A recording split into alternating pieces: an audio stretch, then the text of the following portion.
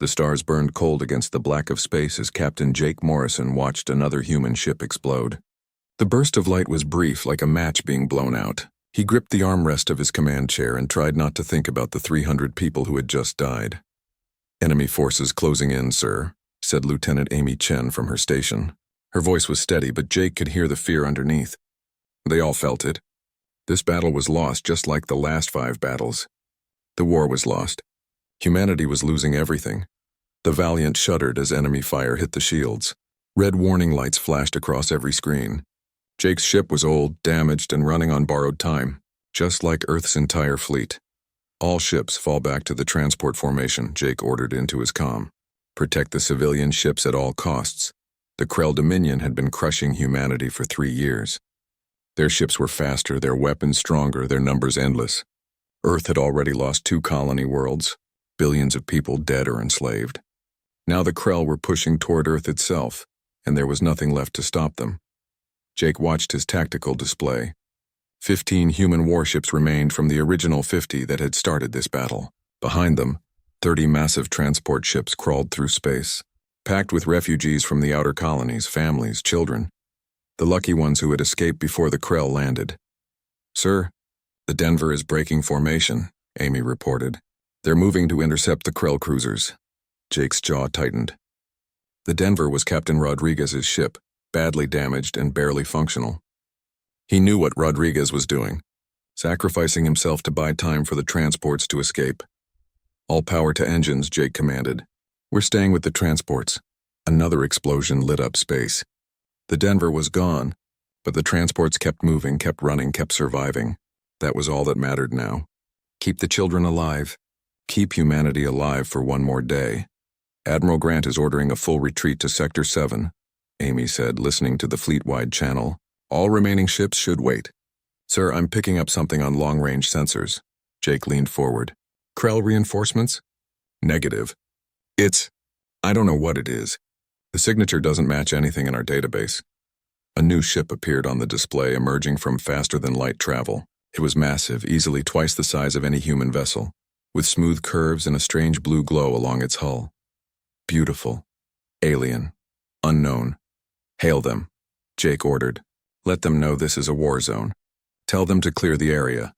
Amy worked her console, then shook her head. "No response, sir. But they're scanning us. Very sophisticated scans. More advanced than anything we have." The mysterious ship moved between the fleeing human vessels and the pursuing Krell forces. It just stopped there, hanging in space like it was waiting for something. "The Krell are firing on the new contact," Amy reported. Jake watched as brilliant red beams lanced through space toward the alien vessel. The shots hit some kind of shield and simply vanished, absorbed like drops of water into an ocean. The alien ship didn't fire back. It didn't move. It just sat there, taking hit after hit without any apparent damage. "They're protecting us," Amy whispered. "Sir, I think they're protecting us." More Krell ships converged on the mysterious alien, pouring fire into its shields. The alien ship still didn't shoot back. Instead, it began moving forward, pushing into the Krell formation. The enemy ships scattered, confused and wary of this unknown force. "Sir, we're receiving a transmission," Amy said. "Audio only." "The translation software is working on it." A soft voice filled the bridge, musical and calm. The words were alien at first, but the computer quickly found patterns and began translating. "Peaceful people, we mean no harm. We ask that you cease your attack on the fleeing vessels." The Krell didn't cease. They never did. But they pulled back, focusing on the alien ship instead of the human transports. The mysterious vessel continued forward, creating a shield wall between the humans and their enemies. "All transports are clear, sir," Amy reported. "We can jump to faster than light in 30 seconds. Jake stared at the alien ship on his screen. "Try to contact them again. I need to know who they are." This time the aliens responded. The voice was female, warm despite the mechanical translation. "We are the Velhari. We are scientists, not warriors. We cannot fight, but we can stand between you and death for a little longer. Go, save your people." "Why are you helping us?" Jake asked. "You don't know us. This isn't your war." There was a pause, then the Velhari responded. "We watched your warriors die to save the helpless. We watched your ships sacrifice themselves for those who cannot fight. This is not something we can ignore." Honor demands we help, even if our help is small. It's not small, Jake said, his voice rough with emotion. You're saving thousands of lives. Then our journey has meaning. Go now, human. We will hold this position as long as we can. The human fleet jumped to faster than light, leaving the battle behind. But Jake couldn't stop thinking about the alien ship, standing alone against an enemy fleet to protect people they had never met. 3 days later, the human fleet regrouped at a hidden base in Sector 7. They had lost 31 ships, but the transports had made it. 50,000 refugees were safe. Jake was in his quarters when Amy knocked on the door. She carried a data pad and looked exhausted. The Velhari ship contacted us again, she said. They got away from the Krell and are heading back to their space. But before they left, they transmitted coordinates. It's a supply cache they left for us. Jake took the data pad. The location was marked clearly. What kind of supplies? Medical equipment, food synthesizers, and something else. Technical documents about their shield technology. Not complete blueprints, but enough for our engineers to learn from. Amy looked at him with tired eyes. Why would they do this? They barely escaped themselves. Their crew will have to ration food to make up for what they gave us.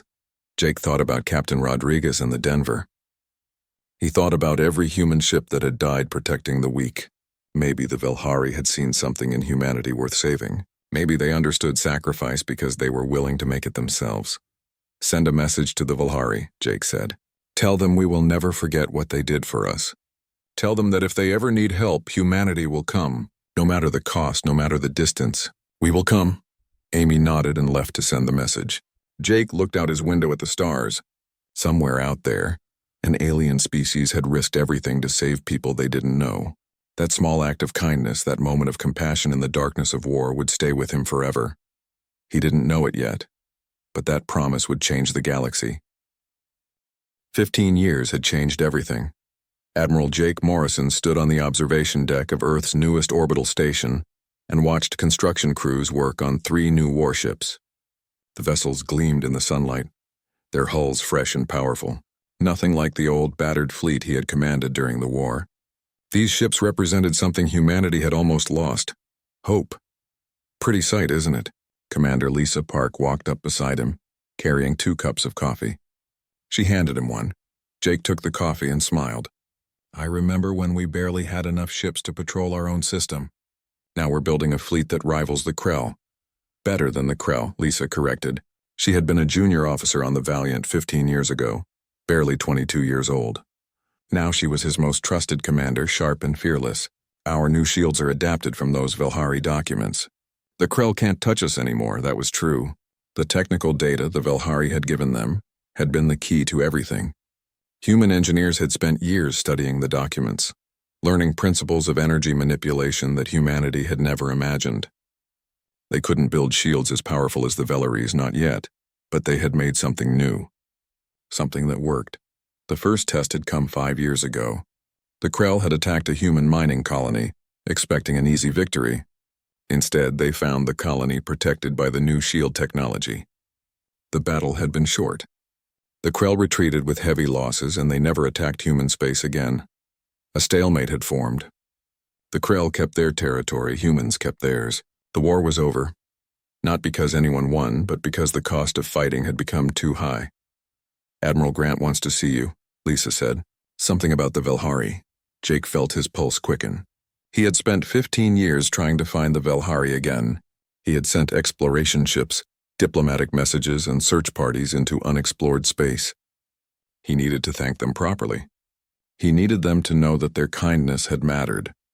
Admiral Peter Grant was waiting in his office, looking at a star chart on his main screen.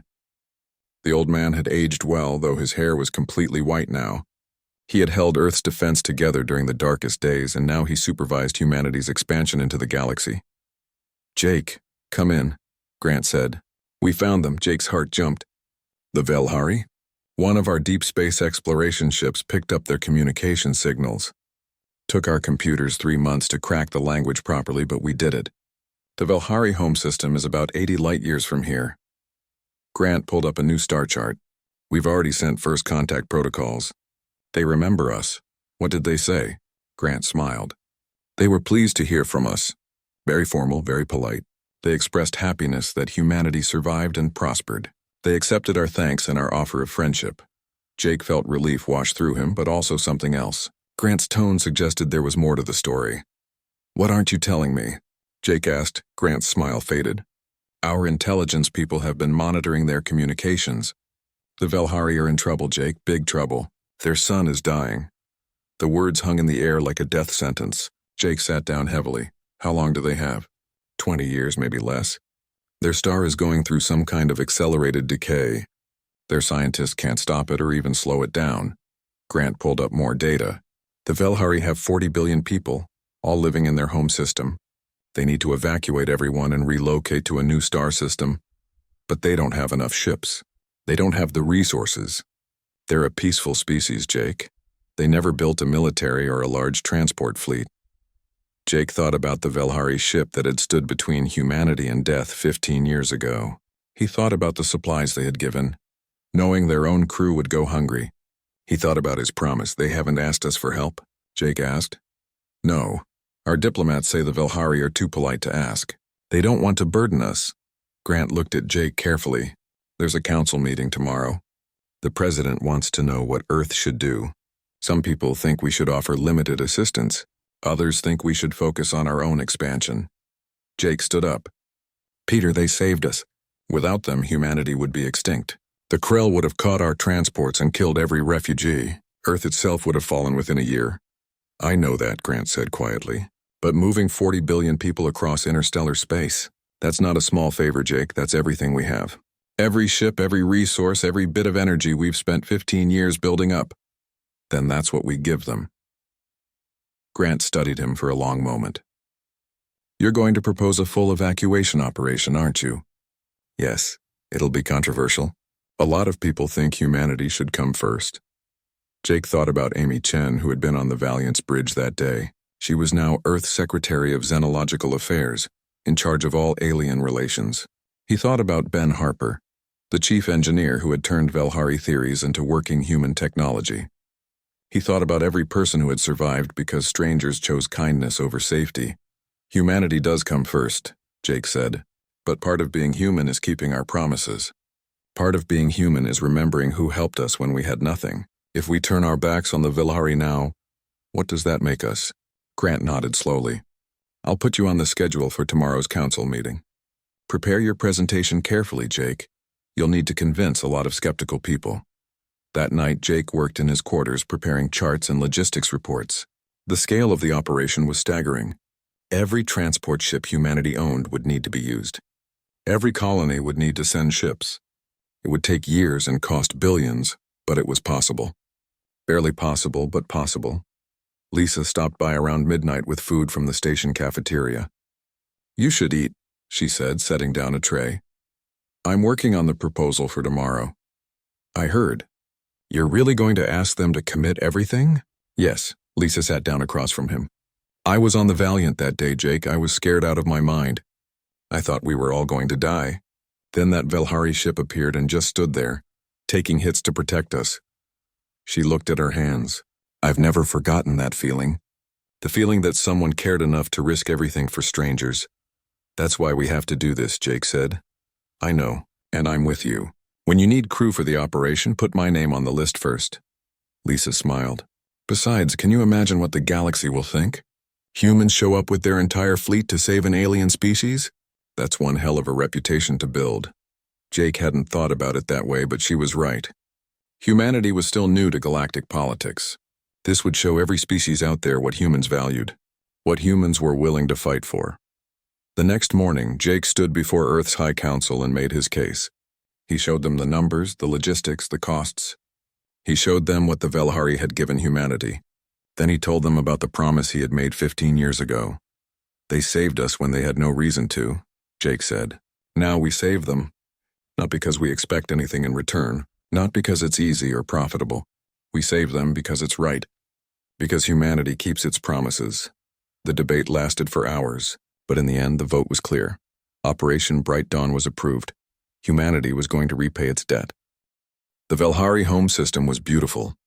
Jake stood on the bridge of his flagship and watched the planet below. It was blue and green, with white clouds swirling across continents. 3 moons hung in the sky above it. The sun was still bright, but instruments showed the truth. The star was dying from the inside out, burning too hot, consuming itself decades faster than it should. "We're receiving a transmission from the surface," Amy Chen said. She had insisted on coming along as Earth's diplomatic representative. "Elder Kira Than wishes to speak with you." Jake had wondered if he would ever hear that name again. Kira had been the one who commanded the Velhari ship 15 years ago, the one who had stood between humanity and death. Put her through. The screen flickered and a face appeared. Velhari looked almost human in some ways, but their skin had a faint silver shimmer and their eyes were larger, more expressive. Kira's face showed age now, lines around her eyes and mouth, but her eyes were still kind. "Captain Morrison," she said, then corrected herself. "Admiral Morrison, I am honored to see you again." "The honor is mine, Elder Than, though I'm surprised you remember me." Kira's expression softened. "How could I forget? You promised that humanity would come if we ever needed help. I thought it was a beautiful sentiment from a desperate man. I never imagined you would actually come." "I never break my promises," Jake said, "especially not to the person who saved my species." Kira looked confused. "Admiral, we appreciate your visit and we are grateful for your offer of friendship, but we cannot accept your charity. Our council was very clear on this point. We face our own crisis now and we cannot burden you with it." "You're not going to burden us," Jake said firmly. "We're here to help you evacuate your entire population. Every person, every piece of culture and history you want to save. We're going to move all of you to a new home." Silence filled the bridge. Kira stared at him like he had spoken in an alien language. "Admiral, did you say your entire population?" "No, Elder Than, your entire population. All 40 billion Velhari. We're going to relocate every single one of you." Kira's face went pale, the silver shimmer fading. "That's impossible. Do you understand the scale of what you're suggesting? The resources it would require? We've been planning this for a year. We have 800 transport ships ready, military escorts, supply vessels, medical ships, colony construction equipment for your new home." Jake pulled up the operational charts. "It'll take about 2 years to complete the evacuation, but we can do it." "But why?" Kira whispered. "Why would you commit everything you have for us?" Jake thought about how to explain it, how to put into words what that moment 15 years ago had meant to humanity. "You saved us when you had nothing to gain," he said. "Your ship was on a science mission. You had no weapons, no military support. You were alone in hostile space, but you saw us protecting our weakest and you decided to stand with us. You gave us supplies when your own crew would go hungry because of it." "It was a small thing," Kira said. "No, it wasn't." Jake leaned forward. "That small thing gave us hope. The technology you shared helped us build defenses that ended the war. Your kindness reminded us why we were fighting. You saved not just the people on those transports, but the future of our entire species. Now we're returning the favor." Kira's eyes filled with tears. In Velhari culture, crying was different than in humans, but the emotion was the same. "Admiral Morrison, I don't know what to say. Say yes. Let us help you." It took 3 days of negotiations with the Velhari Council. Many of the elders didn't believe humans could do what they promised. Others felt it was wrong to accept such a massive gift. But eventually the council agreed. The evacuation would begin in 1 month. Jake spent those weeks meeting with Velhari officials, touring their cities, learning about their culture. The Velhari were gentle people, scientists and artists and philosophers. They had never fought a war in their recorded history. Violence was almost unknown to them. Ben Harper arrived with the engineering teams and started working with Velhari experts to plan the move. He was a big man with rough hands and a quick mind, and he treated the Velhari scientists like old friends within days. "Their technology is beautiful," Ben told Jake one evening. "Not built for war or conquest. Built for understanding. We're going to learn so much from them." President Helen Ross arrived from Earth to formalize the agreement. She was a careful politician who had been skeptical of the operation at first. But after meeting Kira and seeing the Velhari cities, her doubts faded. "They're good people," she told Jake privately. "You were right to push for this. Even if it costs us everything, it's the right thing to do." The formal ceremony was held in the Velhari capital city, a place of tall spires and flowing water. Thousands of Velhari gathered to watch as Helen and Kira signed the agreement. Kira spoke first. Her words translated and broadcast across both Velhari and human space. 15 years ago, my people encountered humans for the first time. We saw a species fighting desperately to protect their loved ones. We saw warriors sacrifice themselves for those who could not fight. We were moved by their courage, and we offered what little help we could. Today, those same humans have returned. They bring not a little help, but everything they have. They offer us salvation when we face extinction. She paused, looking directly at Jake in the crowd. I thought I understood kindness before meeting humans. I was wrong. True kindness is not measured in small gestures. True kindness is measured in sacrifice, in remembering debts when it would be easier to forget, in keeping promises made in desperate times. Kira's voice grew stronger. Humanity has shown us the meaning of honor. They will not let us die. They will carry us across the stars to a new home, asking nothing in return. Helen spoke next, her voice firm and clear. The Velhari saved humanity when we stood at the edge of extinction. They didn't have to help us. They chose to because they saw something worth saving. Today, we return that choice. We choose to stand with the Velhari because all intelligent life has value, because compassion should be answered with compassion, because some debts can never be fully repaid, but they can be honored. She looked at the assembled crowd, human and Velhari together. This operation will cost us greatly. We're committing our entire fleet, our resources, years of our time. But we're gaining something more valuable than any material resource. We're gaining friends, partners, people who understand what it means to care for others. The ceremony ended with both species singing together, a Velhari song about journeys and new beginnings. The words were different, but the melody was the same. That night, Jake found Kira standing alone on a balcony looking up at the dying star.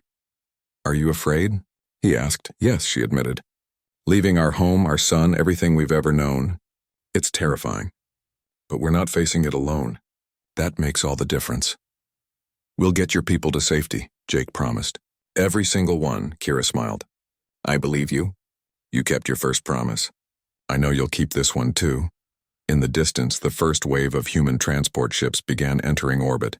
Hundreds more would follow. The largest evacuation in galactic history was beginning, and humanity was going to see it through to the end. The evacuation was like nothing the galaxy had ever seen. Commander Lisa Park stood in the operations center on the orbital station above Velhari Prime, watching hundreds of ships move through carefully planned patterns. Every transport had a schedule. Every colony had a pickup time. Every family knew when their turn would come. It was beautiful in its complexity, like watching a massive dance where everyone knew their steps. "Section 7 is reporting full capacity," said one of the human coordinators. "They're ready for departure." "Cleared for transit," Lisa responded. "Proceed to Waypoint Alpha." On the screens, a group of 10 transport ships broke formation and headed toward the hyperspace jump point. Each ship carried 50,000 Velhari families, their belongings, and pieces of their culture they couldn't leave behind. Art, music, seeds from their gardens, photographs of the world they were abandoning. It had been going on for 8 months now. 8 months of carefully moving billions of people off their dying world. The operation worked like a machine, precise and efficient. But it was also deeply personal. Captain Danny Foster commanded one of the larger transports, a ship called the Horizon. He had volunteered for the mission immediately, leaving behind a comfortable position on Earth because, as he said, "This is what we do. This is what makes us human." Danny had spent the last 6 months making friends with every Velhari family on his ship. He learned their names, their stories, their hopes for the new world. He played games with Velhari children and shared meals with elders. His crew did the same, forming bonds that crossed species. "The Velhari on my ship are scared," Danny reported during one of the regular check-ins. "But they trust us. They believe we'll get them to safety." "That's a huge responsibility, Lisa." "I know," she replied. "But if anyone can handle it, it's you." Not everything went smoothly. One of the Velhari colonies, a group of religious believers on the third moon, refused to leave. They believed abandoning their son was against the will of the universe. No amount of scientific explanation could convince them. Lisa and Kira traveled to the moon together to talk to the colony leaders.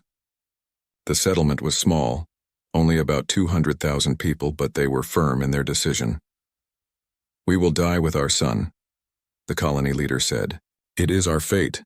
Lisa looked at the Velhari family standing behind the leader. She saw children who didn't understand what death meant. She saw parents who looked uncertain but afraid to question their leaders. "Can I tell you about Earth?" Lisa asked quietly. The leader nodded, curious despite himself. 200 years ago, Earth faced a disaster. Our climate was changing and millions of people had to leave their homes. Entire islands disappeared under the ocean. Cities flooded. People clung to their land because it was all they knew. Lisa's voice was gentle but firm, but those who survived were the ones who had the courage to leave. They built new homes. They created new communities. Their children grew up in different places but carried the memory of the old ones. She looked at the children again. "Your son is dying. That's not fate. That's astronomy. But you have a choice. You can let these children die, or you can let them live in a new place and carry forward everything you've built here. Your beliefs, your culture, your love for each other. That doesn't die unless you choose to let it die." The colony was silent. Then one of the mothers stepped forward. "I want my daughter to live," she said quietly. "I want her to see the stars and grow old and have children of her own. If that means leaving this place, then we leave." Others began to speak up. Within hours, the colony agreed to evacuate. It was one of Lisa's proudest moments. But then the Krell came. The attack happened in the second year of the evacuation. Intelligence reported that Krell scouts had been watching the operation for weeks, studying the massive movement of ships and resources. The Krell saw opportunity. If they could capture Velhari technology, they would gain an advantage over every other species in the galaxy.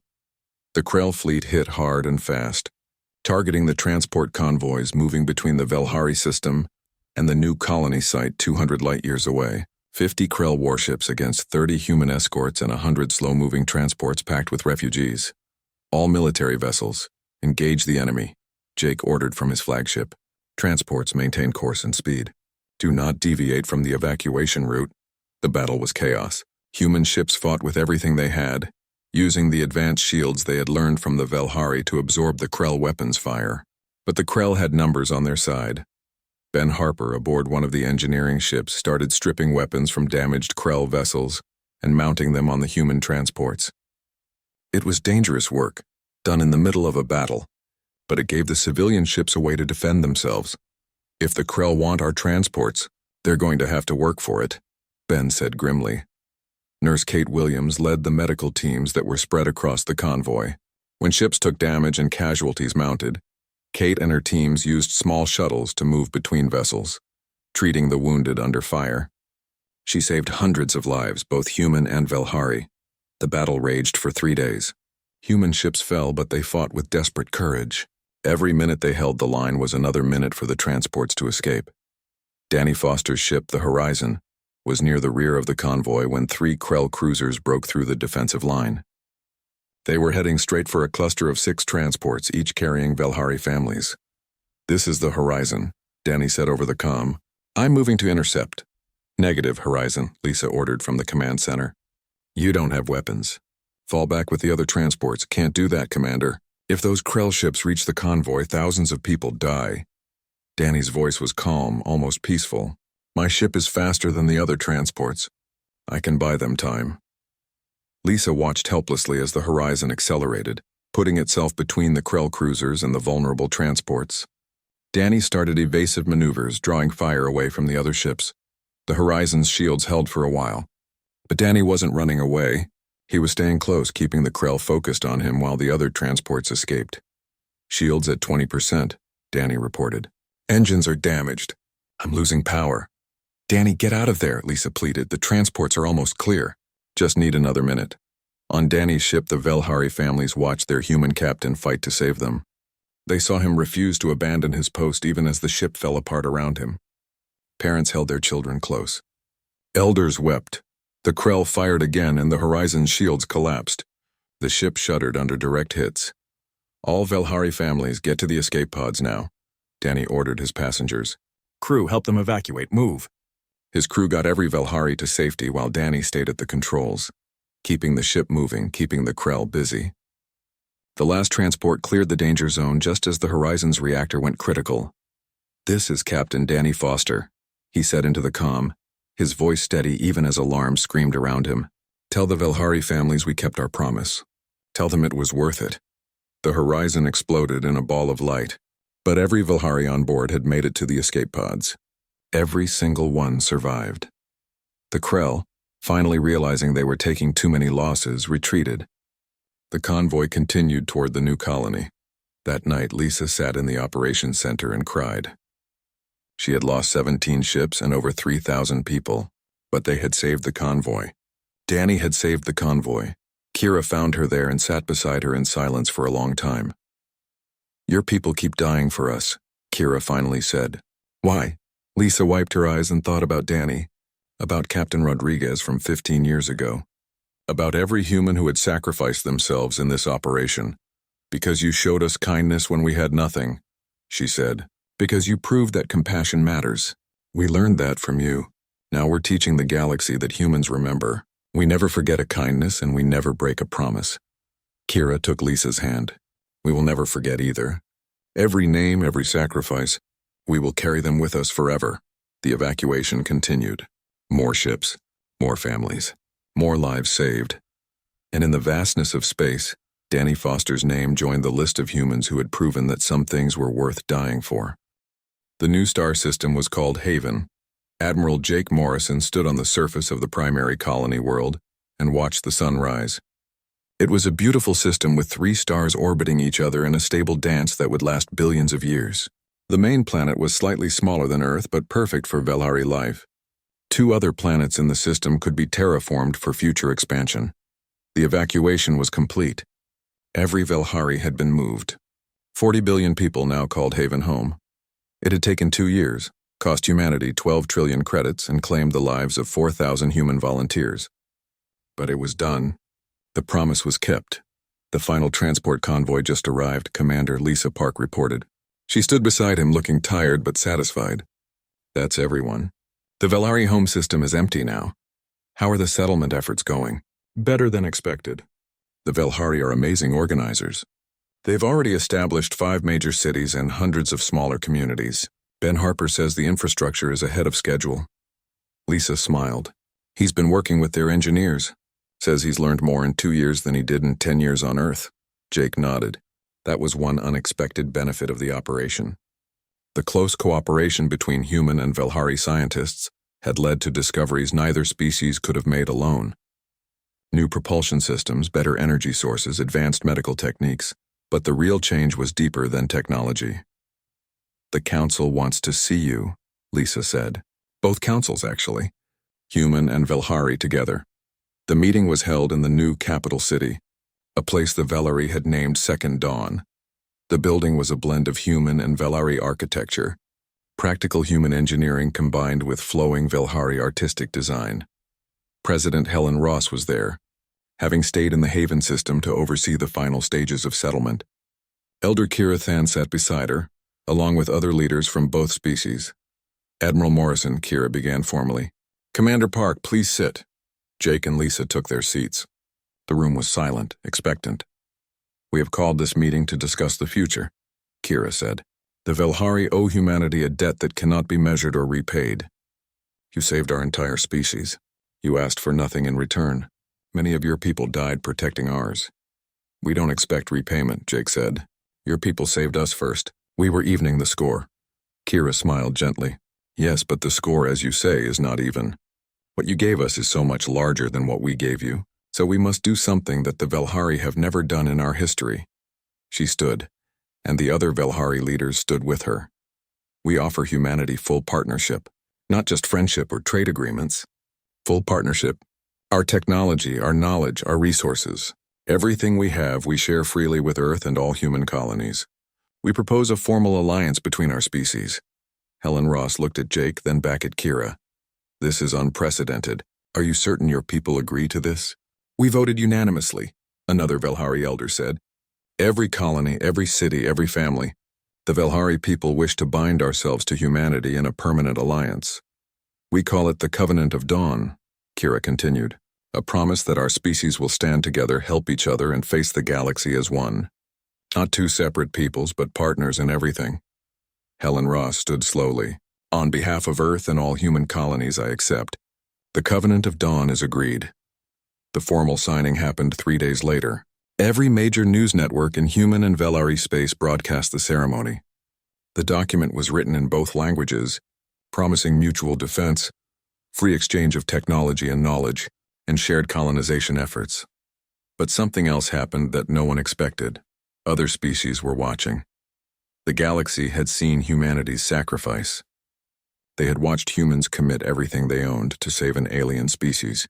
They had seen the Velhari offer complete partnership in return, and they wanted to be part of something like that. The first to approach was a species called the Tauren, peaceful traders who had maintained neutrality for centuries. Their ambassador arrived at Haven with a simple message. We wish to join your alliance. We have watched humans honor their debts and Velhari show gratitude. This is the kind of civilization we want to be part of. Within 6 months, 12 species had joined the Covenant of Dawn. Not because of military power or economic pressure, but because they admired what humanity and the Velhari had built together. The Krell Dominion, which had terrorized the galaxy for decades, suddenly found itself isolated. Every species that had once feared the Krell now had protection under the Covenant.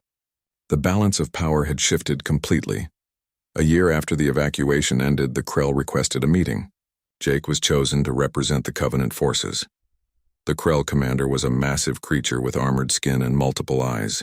He looked at Jake with something that might have been respect. We did not understand humans, the Krell said through a translator. We thought you were weak because you protected the helpless. We thought compassion was a flaw to exploit. And now, Jake asked, now we see that your compassion made you strong. It brought you allies. It built an alliance that we cannot fight. The Krell's eyes dimmed, a sign of submission in their culture. The Dominion wishes to end hostilities. We propose a peace treaty.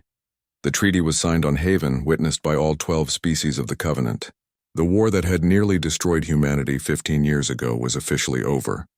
At the ceremony, Kira gave a speech that would be remembered across the galaxy. 15 years ago, my ship encountered humans for the first time. We showed them one small kindness. We stood between them and their enemies for a few minutes. We gave them supplies when we had little to spare. She paused, looking at Jake. These humans took that small kindness and turned it into the salvation of 40 billion people. They proved that honor and gratitude are not weaknesses, but the foundations of civilization. Jake stood and faced the assembled representatives from across the galaxy. We will never forget what the Velhari did for us, and because we remembered, because we honored that debt, everything changed. We didn't just save one species. We showed the galaxy a different way to exist, a way based on helping each other, keeping promises, and standing together. The memorial was unveiled the next day in the center of Second Dawn. It was a tall structure made of both human and Velhari materials, listing the names of every person who had died during the evacuation. Danny Foster's name was at the top, in letters that caught the light. The inscription read, "They kept their promise." Jake stood before the memorial with Kira beside him. Around them, children played in the plaza, human and Velhari together. They laughed in different languages but played the same games. Look at them, Kira said softly. They don't see two species. They just see friends. That's the future we built, Jake replied. One act of kindness repaid with everything we had. And it changed the galaxy. In the years that followed, the Covenant of Dawn grew stronger. Humans and Velhari colonized new worlds together, building cities that blended both cultures. Their scientists made discoveries that revolutionized technology. Their artists created works that moved beings across 100 worlds. But more importantly, they proved something to the galaxy. They proved that kindness matters, that promises should be kept, that compassion, not conquest, builds lasting civilizations. Other species watched and learned. Slowly, the galaxy began to change, and it all started because one alien ship chose to stand between humanity and death. Because humans never forgot that kindness, and because their repayment changed everything. The story of humanity and the Velhari became legend. Parents told it to their children across 1,000 worlds. It was a reminder that in a vast, often cruel universe, the choice to care for others could ripple across time and space, creating waves that transformed everything they touched. Jake Morrison lived long enough to see human Velhari colonies spread across 50 star systems. He watched the Covenant grow to include 23 species. He saw the galaxy slowly become a more hopeful place. On his last day, Kira visited him. They were both old now, worn by time but content. We did something good, didn't we? Jake asked. Kira took his hand. You kept your promise. And in doing so, you showed the galaxy what humanity truly is. You showed them that you never forget a kindness, Jake smiled, and that our repayment changes everything. He closed his eyes peacefully, knowing that the galaxy was better, because humans in Velhari had chosen compassion over convenience, honor over self-interest, and friendship over isolation. The Covenant of Dawn would endure for centuries, a testament to one simple truth: kindness repaid creates something that can never be destroyed.